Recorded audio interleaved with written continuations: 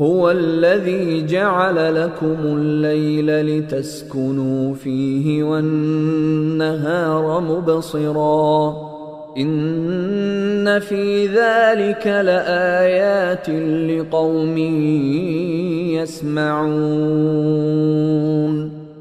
هو الذي جعل لكم اللیل ہوا.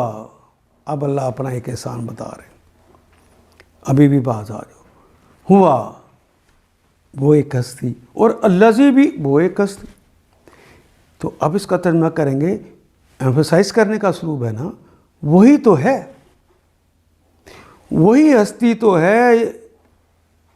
جعلہ جس نے بنایا, لکم تمہارے لیے, اللیل, لیل تو ویسے کہتے ہیں ہر کالی چیز کو, اللیل کہا ہے تو وہ کالی چیز جسے ہم رات کہتے ہیں. رات کو بنایا, لتسکنوا, لام تو کے لیے, تے جو کلمہ آ گیا ہے یہ تو مضارع اور مخاطب کی علامت, آخر پہ وہ الف جمع کی علامت آ گیا ہے. تو سکنا یسکنو تسکیناً, اردو میں بھی استعمال کرتے ہیں تسکین. رات کو اس نے بنایا تمہارے لیے سکون کے لیے, تسکین کے لیے بنایا ہے. فیہی, اس میں, رات جو بنائی اس نے اس کے اندر تمہارے لیے تسکین بنائی ہے. والنہارا, والنہارا وہ کے معنی اور نہار, اور جو دن بنایا ہے مبصراً, مبصرا وہ تو اس میں فاعل ہے دیکھنے والا, یعنی بینا کر دینے والا ہے. دن روشنی دیتا ہے تو ہر چیز نظر آتی تو وہ بینا کر دینے والا ہے, یعنی ان میں ساری علامتیں کھل کھل کے سامنے آ جاتی ہیں.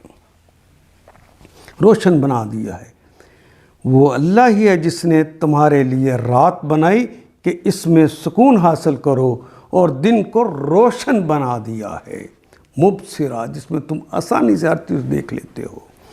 ان فی ذالک, ان بے شک, فی میں ذالک اس میں ہے, لآیات, یقیناً آیات ہیں, یقیناً نشانیاں ہیں, لقوم, لام کے لیے, قوم کسی قوم کے لیے.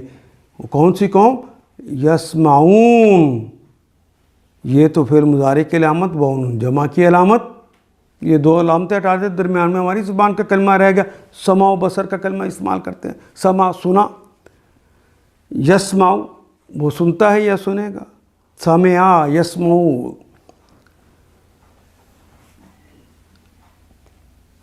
جو قوم سنتی ہے یا سنے گی, وہ جمع کی علامت آ گئی. اس میں نشانیاں ہیں ان لوگوں کے لیے جو کھلے کانوں سے پیغمبر کی دعوت سنتے ہیں. لقوم یسمعون, یعنی جو اللہ اس کے رسول کی باتوں کو سنتے ہیں, یہ نشانیاں ان کے لیے ہیں. ان آیات کو ایک دفعہ پھر تلاوت خود کیجیے, عربی و مبین پڑھتے ہوئے دیکھیے کیا بات پوری اندر اتر رہی ہے, کیا یہ اردو کے سانچے میں ڈھلتی گئی ہیں عبارتیں. اگر بات سمجھ آنی شروع ہو گئی تو الحمدللہ یہی ہمارا ہدف ہے, اور یہ ہدف پورا ہو گیا. اللہ میرا اور آپ کا حامی و ناصر. الف لام